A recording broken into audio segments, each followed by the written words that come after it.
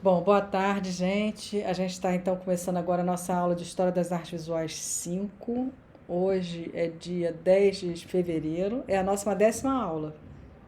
Tá? Então, e hoje o conteúdo da aula vai ser simbolismo e arts and crafts. Tá? Na verdade, eu vou começar falando do arts and crafts, depois eu vou falar do simbolismo porque é a ordem cronológica correta aí para falar desses dois movimentos. Na aula passada, a gente estava falando de Cézanne, Van Gogh, Toulouse-Lautrec, o Paul Gauguin, lembra?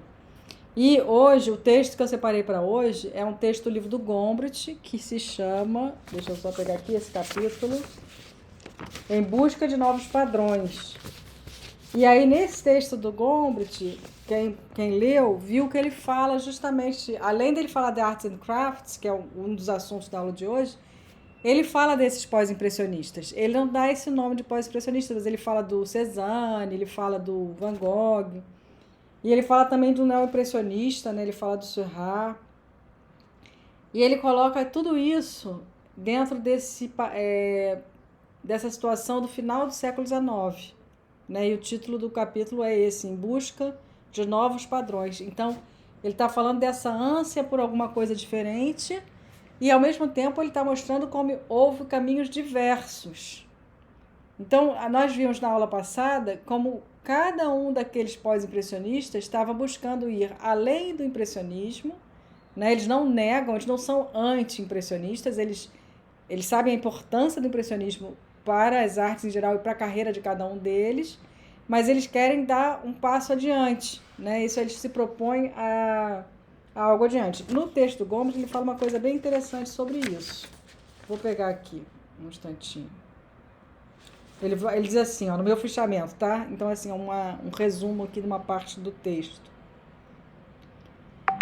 Algumas pessoas podem considerar os impressionistas os primeiros modernos, porque desafiaram certas regras da pintura ensinadas nas academias.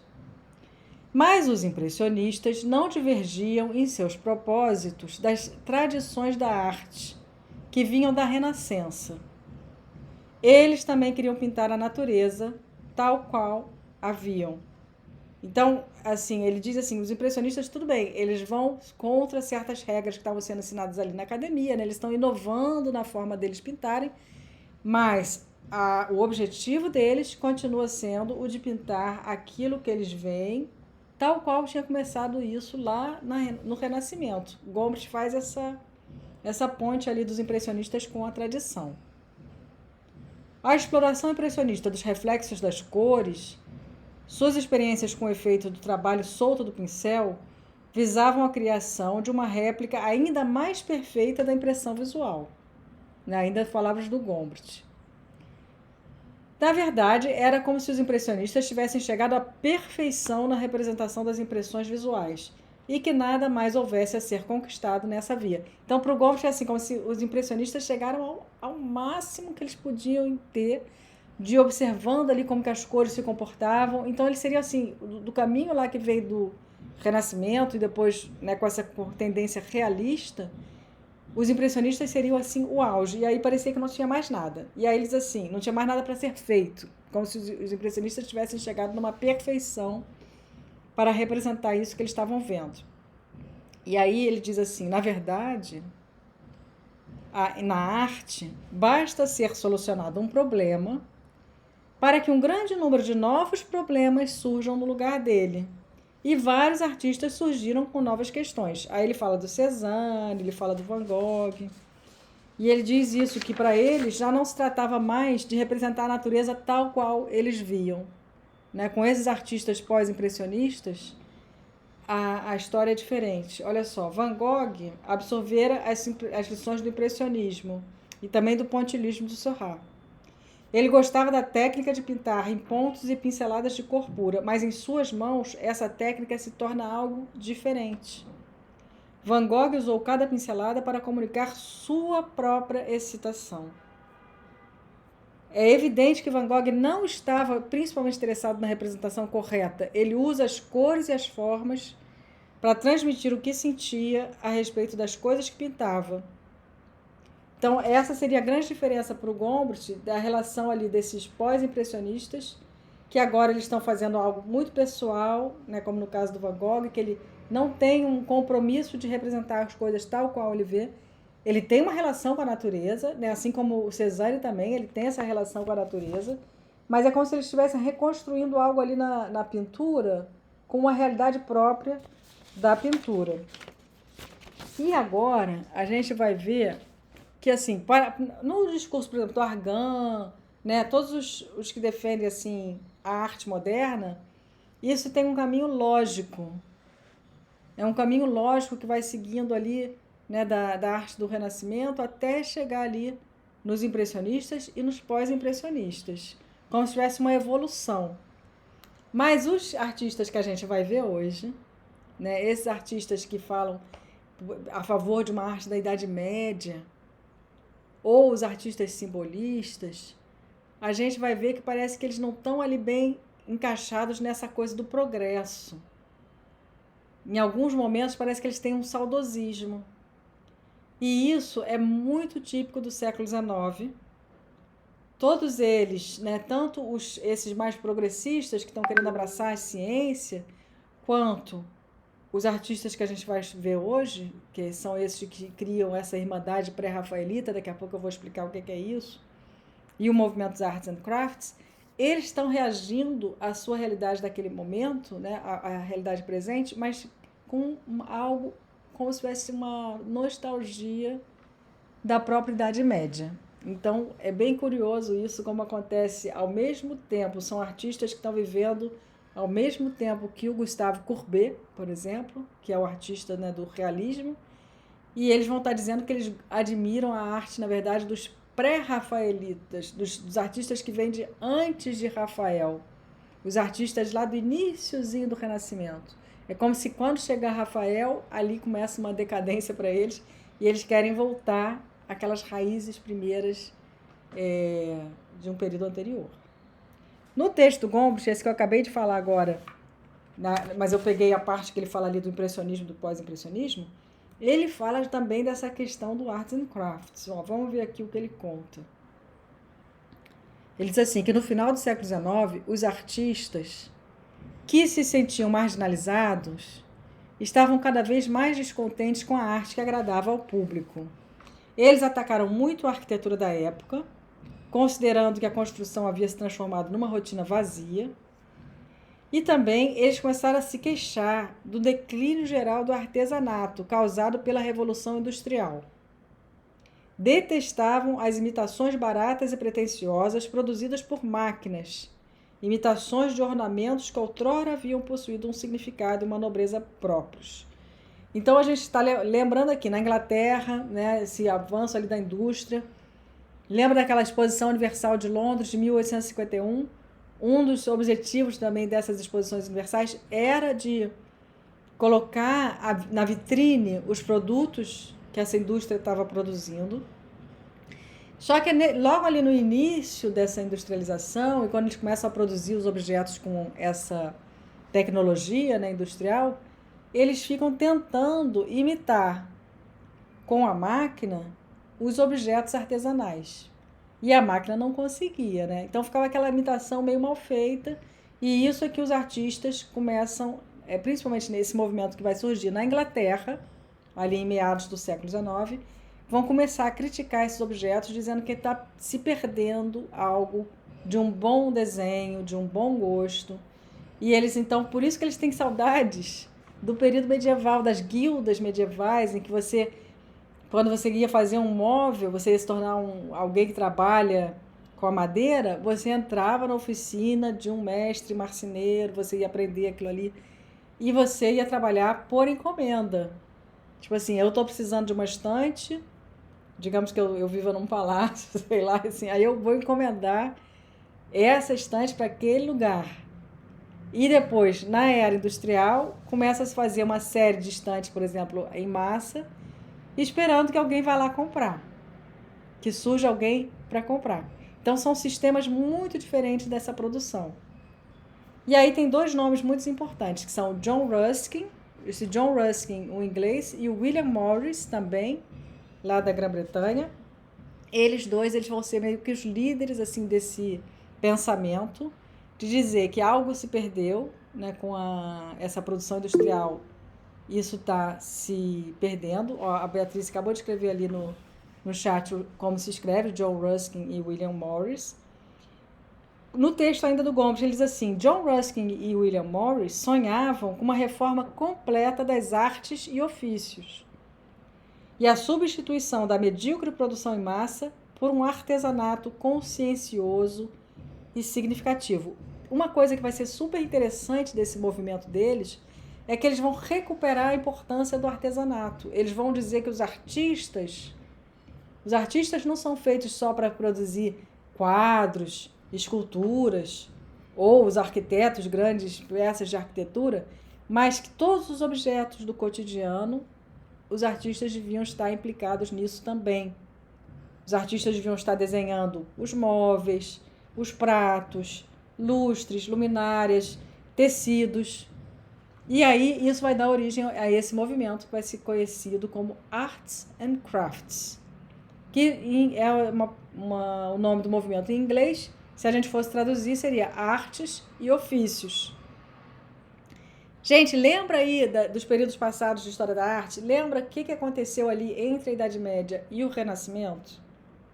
Que foram os artistas do Renascimento que começam a dizer, olha, nós não somos simples artesãos, né? Que tem aquela frase do Leonardo da Vinci, pintura é coisa mental. Então, assim, os pintores, eles estão querendo se colocar no mesmo nível dos literatos, né? Dos homens de letras. Eles vão dizer, nós somos intelectuais, nós trabalhamos com as mãos, mas o que nós produzimos também é uma espécie de literatura, também são histórias que a gente está contando aqui com as nossas imagens. A gente está criando essas histórias, contando essas histórias agora com o pincel, com o cinzel, que é o instrumento do escultor. E assim eles vão, então, querer se equiparar, né, a esses artes liberais. Eles querem se diferenciar do artesanato. O que mais que acontecia na Idade Média? Um pintor, um escultor, eles estavam trabalhando como trabalhava um cara que fazia sapatos, o outro que fazia as roupas. Era tudo do mesmo nível, assim. Não tinha essa diferenciação. E agora, no século XIX, os artistas, esses artistas ingleses, eles vão dizer, olha, a gente não quer mais essa diferenciação, mas não é que a gente quer rebaixar as belas artes, a gente quer elevar os ofícios, a gente quer elevar todos esses que trabalham produzindo esses objetos do dia a dia. Isso tudo tem que ter arte. A arte tem que estar no nosso cotidiano, em todos os objetos que nos cercam, em todos os tecidos, as nossas roupas, os nossos móveis. Em tudo isso tem que ter a mãozinha do artista ali fabricando. E eles achavam que para conseguir isso, eles tinham que manter a tradição do artesanato. Então, fazer esses objetos artesanalmente, um a um, feitos à mão, e não com as máquinas da indústria. Eles fizeram coisas incríveis, a gente daqui a pouco vai ver aqui umas imagens e tudo isso. Mas vocês acreditam que essa era a solução? Qual foi o problema dessa solução? Era uma espécie de solução, mas ela servia para todos? Qual seria o problema dessa solução proposta ali pelo John Ruskin e pelo William Morris, de retomar uma produção artesanal? O que vocês acham?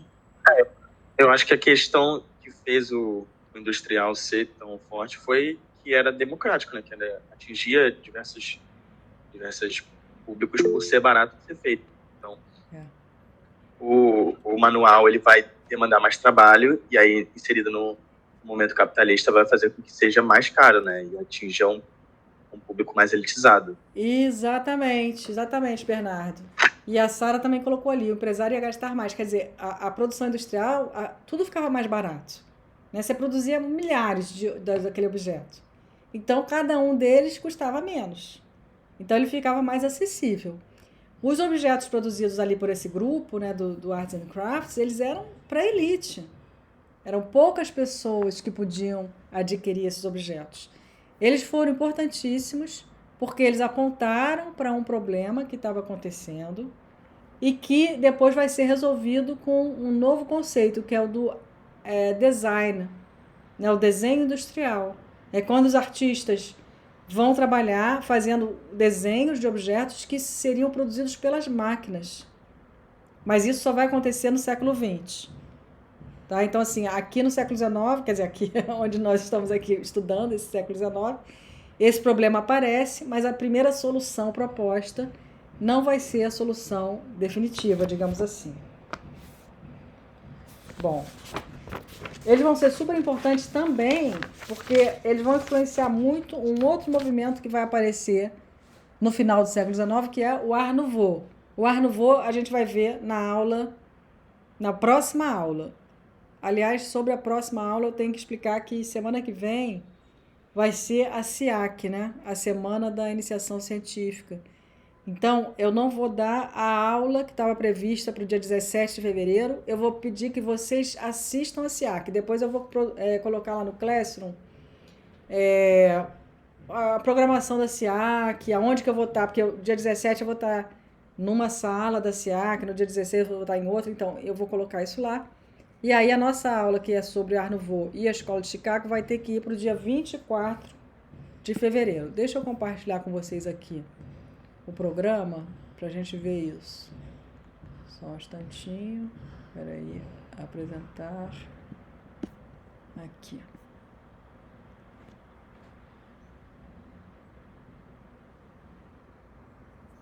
Então, aqui vocês estão vendo. No dia 27 de janeiro a gente viu os neoimpressionistas. Depois, na semana passada, a gente viu os pós-impressionistas. E agora a gente está aqui no Arts and Crafts e no Simbolismo. Aí, dia 17 de fevereiro, eu vou ter que atualizar isso aqui. No dia 17 de fevereiro vai ser a SIAC. E aí, no dia 24, eu vou trabalhar com vocês Art Nouveau, Escola de Chicago. E posso passar um pouco também da fotografia. Se não, eu jogo a fotografia também para o dia 10. No dia 10... tá marcado com essa minha amiga japonesa, que eu conheci quando eu estava estudando História da Arte lá na França. Ela até hoje mora lá, e ela vai falar sobre o japonismo na França. Ela já fez isso no semestre passado, foi bem legal, aproveitando alguma das coisas boas do remoto, né? Porque ela tá lá, mas aí ela participa pelo Google Meet e ela vai falar de algo que ela estudou muito na tese dela de doutorado, que foi essa questão do japonismo, esse movimento da França ali no século XIX. Ó, a Beatriz está fazendo propaganda ali, que a aula é muito legal. e eu acho que vocês vão gostar também. Então, deixa eu parar aqui de transmitir. Isso. E agora eu vou pegar outra, esse aqui. Só um instantinho. Vou mostrar aqui algumas imagens para vocês.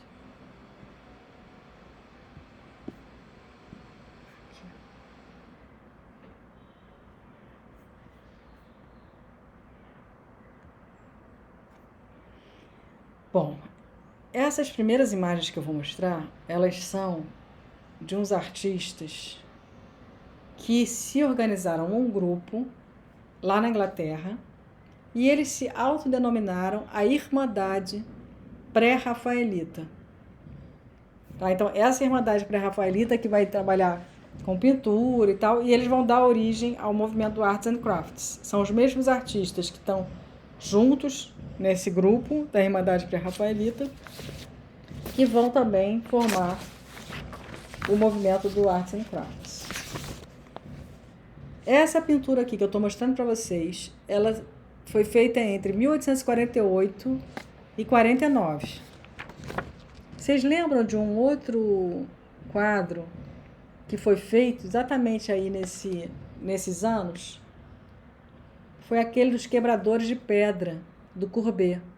Então, na França, o Courbet estava ali bolando a questão do realismo. E na Inglaterra, esse artista, que se chama Dante Gabriel Rossetti, estava pintando esse quadro. Vocês conseguem imaginar qual é o tema desse quadro? Vocês acham que ele está vendo essa cena ou ele está contando alguma história? O que vocês podem me dizer sobre isso, observando essa imagem aqui? Enquanto vocês vão observando e tentando me contar o que vocês estão vendo aí, eu vou falar um pouquinho sobre ele, tá? O Dante Gabriel Rossetti, ele já nasceu na Inglaterra, mas o pai dele era um italiano. Então, ele era filho desse acadêmico italiano, Gabriele Pasquale Giuseppe Rossetti, e da mulher dele, Frances Mary Lavinia Polidori, que tinha migrado para a Inglaterra. O Gabriel, ele nasceu em Londres, 12 de maio de 1828. A família dele, os amigos dele chamavam ele de Gabriel. Só que ele, quando ele começou, né, se tornou um artista e tal, e também publicações que ele fazia, ele colocou o nome dele de Dante, Dante Gabriel Rossetti. Esse era o nome artístico dele, Dante Gabriel Rossetti, por causa da homenagem que ele estava fazendo ao Dante Alighieri. Agora eu vi que alguém escreveu ali no chat, vamos ver o que foi. A Sara escreveu: a criança parece um anjo. É alguma cena literária? Muito bem observado. Muito bem observado, Sara. Realmente tem aqui essa criança, né, aqui no canto esquerdo, que tem umas asas. E eu vou aumentar aqui mais um pouco. O que vocês estão vendo aqui na cabeça, em cima das cabeças dessas duas mulheres? Que é uma mulher mais nova, uma mulher mais velha. Tem também auréolas, exatamente, auréolas. Então, vocês estão vendo aí, apareceu um anjo ali, apareceu essas auréolas. Não sei se vocês imaginam o que seja essa pomba aqui, que também parece que está com uma espécie de auréola, né? Um halo aqui em volta. E quem seria esse aqui atrás, que também tem uma auréola? Será que isso é uma família? Que família é essa? Paraíso da Divina Comédia? Perguntou a Sara. Poderia ser Divina Comédia por causa do Dante, né? Já que ele colocou o nome ali de Dante. E poderia ser um paraíso. Mas não é isso. Não é isso. Eu vou mostrar a próxima. A pomba seria o Espírito Santo? Isso. Eu acho, Lili. A Lili escreveu aqui. Eu acho que essa pomba é o Espírito Santo. Eu acho que ela é o Espírito Santo. Eu daqui a pouco vou dizer o nome desse quadro, mas eu vou mostrar o quadro seguinte, tá? Que é do mesmo artista, também do Dante Gabriel Rossetti. E não sei se vocês estão vendo aqui, nessa pintura tem alguma coisa que já aparecia na tela anterior. O que é? Eu vou voltar e vocês vão observar. Essa. E a próxima. Tem alguma coisa aqui que se repete? Os lírios, a Lili reparou nos lírios. Os lírios aparecem. E a mesma mulher, eu acho que é a mesma mulher. Mas qual das duas? A mais jovem? A mais jovem, exatamente. A mais jovem. E olha esse paninho vermelho aqui, ó, que também tá com os lírios bordados. Olha, ele aparece aqui, ela tá bordando. Ela tá bordando aqui esse pano. E se a gente focar só nessa imagem, quem vocês acham que é essa mulher? Exatamente, Sara acertou cheio ali. A segunda cena parece a Anunciação. É a Anunciação. Então, quem é essa mulher? Na história do cristianismo? Maria. Então, quem é essa aqui? É a Maria também. O nome desse primeiro quadro aqui é A Infância da Virgem Maria.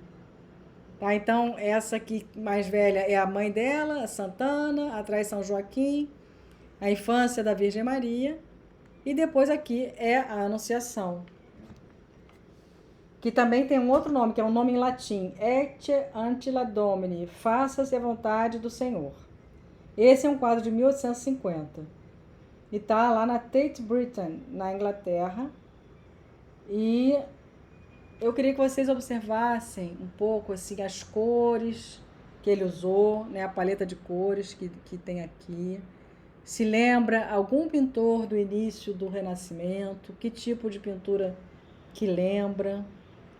E também a outra coisa que eu queria que vocês observassem é, na tradição, né? Porque assim, essa pintura, esse tema da Anunciação, o que é a Anunciação? É o anjo vem falar para Maria. Ave Maria, cheia de graças, tem a oração da Virgem Maria anunciando que ela vai ter o menino Jesus. Você já deve ter visto várias pinturas do Masaccio, várias pinturas de Anunciação. O que essa aqui tem de diferente? O que chama mais atenção de vocês nessa pintura do Dante Gabriel Rossetti em relação a essas outras? Alguma coisa, pode ser que várias coisas chamem a atenção de vocês, mas podem ir dizendo aí um pouco do que chama a atenção de vocês em relação à tradição, né? A outras pinturas de Anunciação que vocês já viram. Olha, a Valéria escreveu: um anjo me pareceu muito humano. Eu também acho. Esse anjo aí nem tem asa, né? Ele tem um foguinho aqui no pé. Tem uma espécie de fogo aqui no pé. E eu acho também bem curioso, porque eu acho que ele está totalmente nu por trás nessa capa aí. A Cassiane acha que o anjo parece até com uma mulher. As roupas brancas, ali ele colocou, ó, tanto o anjo quanto Maria, eles estão com essas roupas brancas, bem observado também. E a expressão dessa Maria? O que vocês acharam dessa expressão da Maria? Assustada. Exatamente, Valéria. Ela tá tão assustada, né? Ela tá ali encolhida, né? Ela parece que tá querendo entrar na parede, assim. E é mais ou menos o que o Dante Gabriel Rossetti, eu fico imaginando, ele deve ter pensado assim, como teria sido, de repente você tá ali, uma jovem, e aparece um anjo assim do nada, você vai ficar tranquila? Não, né? Você vai ficar realmente assustada. E ele vai ali, não, calma, tá tudo certo, vai tentando tranquilizar ela. Vocês repararam também, agora tem um outro detalhe aqui que já estava lá no primeiro, que me parece, aquela pomba, ó, tá vendo? Tem a pombinha aqui também, não sei se tá dando para vocês verem. Tem os lírios e tem uma pombinha aqui, que seria o Espírito Santo. Essa Maria, tão assustada, tem uma profundidade psicológica aqui, que é muito século XIX. Assim, não seria uma Maria desse jeito, essa cena não seria representada assim no Renascimento. Para mim, ela é mesmo muito típica do século XIX. Agora, ao mesmo tempo, lembra a outra coisa que eu pedi para vocês observarem? Essa paleta de cores. Se eu perguntei para vocês se lembrava de algum outro pintor, algum artista, de que época.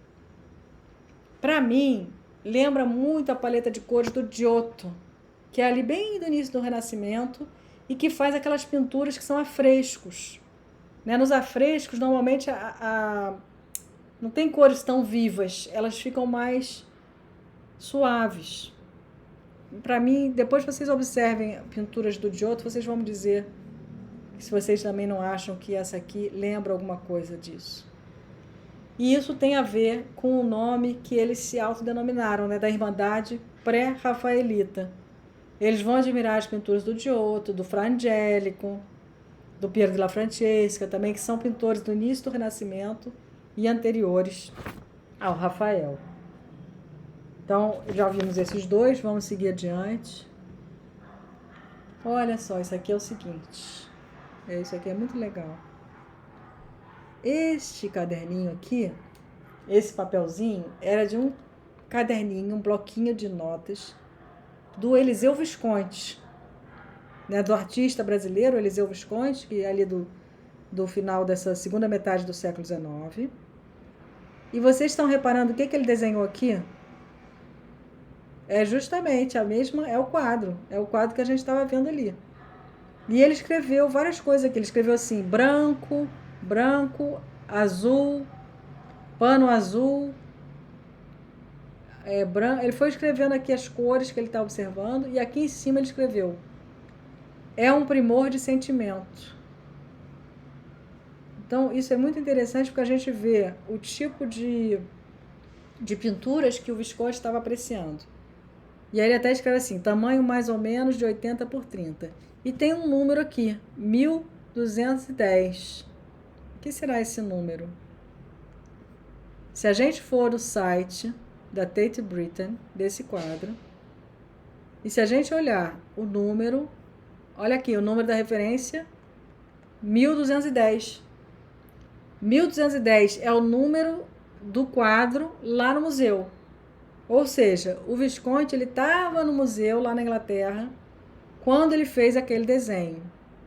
Isso é um documento super interessante para a gente perceber, né, que referências ele está tendo. E a gente já imaginava que ele, pelas pinturas do Visconti, que ele teria uma admiração por esses pré-rafaelitas. E aí, quando encontra-se um desenhinho desse que ele faz, né, e com essas observações, a gente percebe, então, realmente, de fato, foi uma das referências para o trabalho do Eliseu Visconti. Então, isso era só um adendo, aproveitando que a gente estava vendo esse quadro. Aqui são os dados que tem, ó. Olha o tamanho do quadro, 724 centímetros por 419 milímetros, desculpa. Então, é 72 centímetros por 41, que é mais ou menos o tamanho que o Visconti escreveu lá, né? O número de referência é 1210. Bom, seguindo aqui com Dante Gabriel Rossetti, agora um outro quadro dele. Esse se chama Encontrada e diz que é um quadro inacabado, de 1854. Então, meados do século XIX, na França estava surgindo ali o realismo, né, do Courbet, e na Inglaterra a gente tem esse pintor, o Dante Gabriel Rossetti, buscando pinturas que falam da história sagrada, e agora tem uma pintura cheia de alguma mensagem, né, alguma história aí, que eu acho que, pelo título do quadro, A Encontrada, e aqui, nessa espécie de carroça, tem essa ovelha, né, que foi capturada. O que vocês acham que possa ser? Eu imagino que é a ovelha perdida. Essa mulher é como se fosse uma mulher que caiu numa vida desregrada e ela ficou uma ovelha perdida. E ele encontrou, né? Esse aqui, ele foi buscar essa mulher que estava ali, no caso, na narrativa do pintor. Ela estava perdida. Agora, tem outras coisas aqui que eu nunca entendi direito. Isso aqui que parece um canhão enterrado, eu não sei. São alguns mistérios assim que seria depois interessante da gente buscar para ver que interpretações existem sobre esse quadro. Observem toda a técnica do Dante Gabriel Rossetti, né? Esse desenho super bem acabado. Como essa técnica é diferente da técnica que vai estar acontecendo ali no final do século XIX na França, com os impressionistas, ele tem um pé na tradição bem forte. E aqui mais um trabalho do Dante Gabriel Rossetti. Esse se chama A Semente de Davi e é um tríptico. E o que a gente observa na moldura? Ele também que bolou essas molduras para esse tríptico.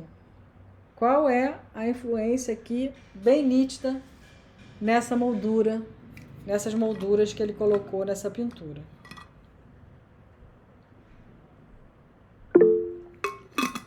A Sara colocou de outro, a Beatriz falou que parece um oratório, realmente um oratório. Mas nesse tipo de... A moldura, gente, preste atenção na moldura, toda dourada, com esse arco. Qual é o nome desse arco? Tem até um nome isso. É de que período da arte? Lembra que tipo de igrejas?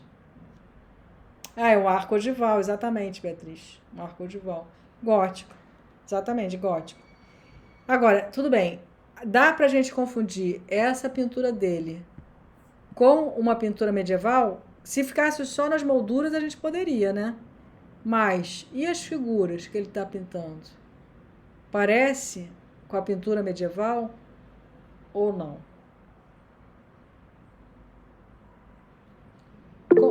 São naturalistas demais para serem medievais, escreveu a Beatriz. Exatamente. Então, por exemplo, essa cena aqui, vocês estão reconhecendo que cena é essa? Aqui é uma espécie de um presépio, né? Maria com o menino Jesus. Tem até um anjo. Não sei, talvez aqui seja um dos reis magos. Acho que tem uma coroa. É os anjos aqui em cima, o Espírito Santo ali de novo. Mas eles têm uma proporção... A Maria está na mesma proporção dos anjos e desses outros personagens. Como é que era na pintura medieval? Maria ser bem enorme assim, E os anjos iam ser pequenininhos, as outras figuras iam ser pequenas, porque não é uma perspectiva naturalista, né? É uma coisa mais simbólica. Então, de fato, assim, na pintura, ele não volta à Idade Média. Ele não volta. Ele segue em frente. Então, isso é uma coisa interessante também de vocês observarem. Não daria para confundir com uma pintura da Idade Média. Mais uma pintura do Dante Gabriel Rossetti. Essa é, deixa eu pegar aqui, a Beata Beatrix. Essa, a modelo que posa para ele, era a mulher que ele amava. E ele dá esse nome de Beatriz, que seria a amada do Dante. Lá no fundo a gente vê uma figura de Dante, aí tá um pouco escuro, não vai dar para vocês verem bem. Mas observe como tem todo um misticismo, né? Assim, nessa luz que ele coloca, essa figura. Professor, o som falhou. Ah, falhou? E agora, melhorou? O som tá falhando? Aqui tá tudo bem. Aqui tá. Então tá Aqui bom. tá normal também. Voltou. Tá bom. Então, eu estava comentando que nesse retrato que ele faz da mulher que ele amava, né, o Dante Gabriel Rossetti, ele faz também uma associação entre a mulher que ele amava e a amada do Dante, que era Beatriz. E aí eu estava também comentando esse ar místico, né, com essa luz em volta dela, com esses olhos fechados, com essa cabeça inclinada um pouco para o alto. E aqui tem esse pássaro vermelho que alguém uma vez me disse que era uma fênix, que seria um símbolo do renascimento, de algo que renasce, né? A fênix que renasce das cinzas. Teria que ser algo assim a ser também mais estudado. Deixa eu ver o ano desse quadro. Esse é de 1872.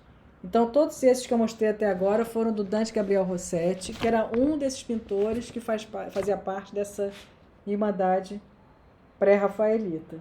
E agora eu vou mostrar aqui um desenho. Isso é um desenho. Um desenho feito pelo John Ruskin, que a gente estava comentando aqui que o John Ruskin foi esse teórico, né, o líder desse movimento. Isso é um estudo de um relevo da porta da Catedral de Rouen. Olha, a Beatriz estava falando aqui voltando aqui ao quadro anterior. Deixa eu ver. Que ela foi a modelo para Ofélia. Beatriz, quer falar um pouquinho? Só que ela tem uma história que é bastante famosa, né? Porque ela, além de ser esposa do Rossetti, ela era modelo de vários outros pintores, e ela foi modelo da Ofélia, que foi inclusive um quadro que deixou ela doente. Então, como é que era o nome dela mesmo? O nome dela era Beatriz mesmo ou era outro nome, né? Não, é Elizabeth Seton. Isso, Elizabeth. Uhum. Eu acho que hoje vai aparecer. Talvez apareça hoje o quadro da Ofélia. Não sei. Não sei se não aparecer hoje. Apareceu ontem na aula de AB 2. Quem estava na AB 2 apareceu. A Ofélia. Então, seguindo aqui no desenho do Ruskin. O Ruskin, então, ele era esse cara que escrevia muito sobre arte e tal, mas ele também fez isso, que é um estudo de um relevo da porta da Catedral de Rouen. Rouen, uma cidade da França, onde tem essa catedral, que quem pintou muito a Catedral de Rouen foi o Claude Monet.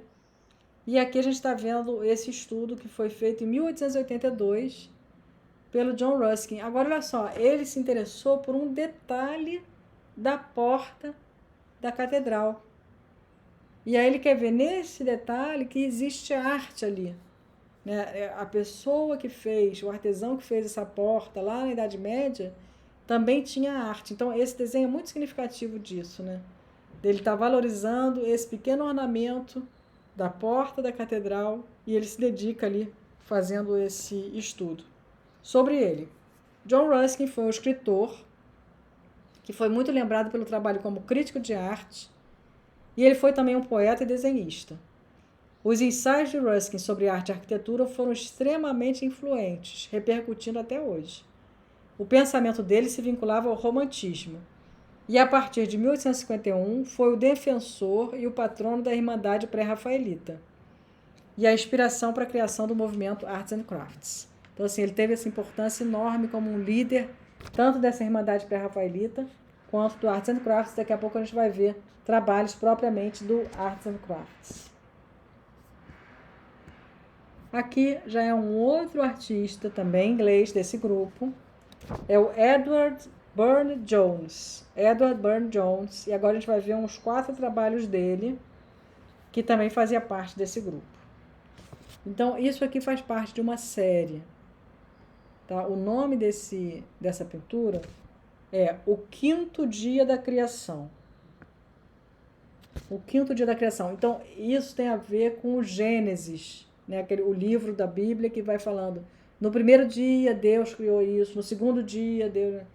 Então, aqui nesse, que é o quinto dia da criação, a gente está vendo dentro desse círculo, dessa esfera, vários pássaros. Então, deve ter isso na Bíblia, de que no quinto dia, Deus criou as aves do céu. Provavelmente deve estar escrito isso. E aí, olha só, 1, 2, 3, 4, 5. Tem 5 figuras aqui. Então, no primeiro dia só tinha um. Ele foi criando assim, é como se eles fossem os dias, né?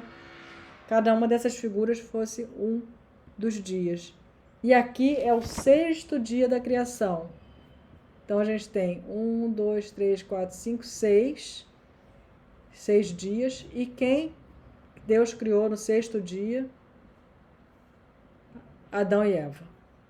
Né? Eva e Adão aqui, nessa esfera. E aí vai ter aquela história do 7º dia, ele descansou. Aqui é uma imagem que mostra os 6 painéis, do 1º, 2º, 3º, 4º, 5º, 6º dia, como eles estavam originalmente, foram bolados para ficar assim.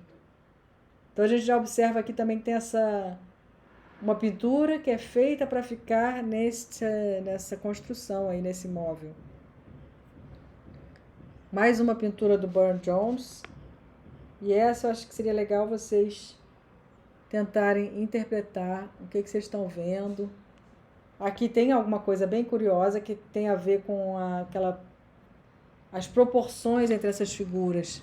São proporções naturais, naturalistas ou não? Quem é essa mulher? Quem são esses homens? O que será que ele tentou representar aqui? Vamos ver se vocês têm alguma ideia. Qual será o nome dessa pintura do Edward Burne-Jones? Acho que a próxima imagem, essa aqui tá meio tortinho, tá? Mas é o quadro no museu, tá lá em Paris, no Museu d'Orsay. Aqui vocês estão vendo mais ou menos a proporção, né? Esse meu amigo estava lá na frente do quadro, vendo esse quadro. E aí, algum palpite? Vamos observar os detalhes. Tudo bem, tem essa mulher imensa aqui com essa grande roda. E aí, nessa roda, tem vários personagens que estão ali, tipo acorrentados, presos a essa roda. Um deles tem uma coroa na cabeça, tem um cetro. O outro... Deixa eu ver aqui se eu... eu acho que eu cortei, mas deixa eu ver se na próxima imagem tem. Sim, aqui o de baixo, a figura de baixo. Embaixo dele tem um outro. Tem que sumir aquilo ali. Tá com uma coroa de louros na cabeça. Então, são várias pessoas diferentes, né? Tipo, tem um rei, tem um poeta. Não interessa. Se for um mendigo, se for um rei, todos estão presos à roda do destino. Né? Na verdade, o nome desse quadro é A Roda da Fortuna. Então, essa mulher é como se estivesse representando a fortuna. Mas não a fortuna dinheiro. É a fortuna no sentido do destino, do seu destino. Então, vocês vejam aí que vai ter tudo a ver com o simbolismo. Eles não são do movimento simbolista, mas eles estão na mesma aula porque eles têm ali uma certa familiaridade. Olha, vamos ver aqui da data desse quadro aqui. Ele pintou entre 1877 e 1883. O que estava acontecendo na França? Com o impressionismo. O impressionismo estava a todo vapor, dali a pouco o neoimpressionismo. E a gente vê, então, nesse quadro, toda uma técnica que eles estão mais tradicionais, né, nesse sentido. mas eles não deixam de ser, eles não são menos avançados, eles não estão fora do tempo deles, eles são típicos do século XIX. Então, uma das coisas que é típica do século XIX é justamente essa multiplicidade de tendências que convivem no mesmo momento. Então, as exposições de arte, né, os salões de arte nesse período, eles tinham técnicas muito diferentes de pintar, temáticas muito diversas. Então, assim, existe um leque de opções para um artista no século XIX que ele tinha que se definir. Será que eu vou ser um pintor mais idealista ou vou ser um pintor mais realista? De que lado eu estou? Era um pouco isso que acontecia. E agora a gente está vendo aqui a casa que se chamava Red House, que foi construída pelo William Morris. O Red House, entre 1859 e 1860, uma casa no subúrbio de Londres, Inglaterra. É uma construção super importante do movimento do Arts and Crafts. Foi desenhada pelo William Morris, que era o seu proprietário, e pelo arquiteto Philip Webb. As paredes eram pintadas e com vitrais de Edward, e também tinham vitrais de Edward Burne-Jones. Essa casa era para o Morris e para a mulher dele, para eles viverem lá, mas também era uma casa para a comunidade de artistas, que todos ali eram bem-vindos para criar, para conviver e para fazer arte. Olha, ele desejava que fosse um palácio de arte, no qual ele e todos os seus amigos pudessem criar trabalhos de arte. E aí tem um detalhe bem curioso dessa parede. Primeiro vamos observar aqui. Olha os arcos, né? Alguns dos arcos são arcos ogivais, que lembram a arquitetura gótica. E as paredes, por que ela se chama Red House, né? A casa vermelha? Por conta desses tijolos aparentes.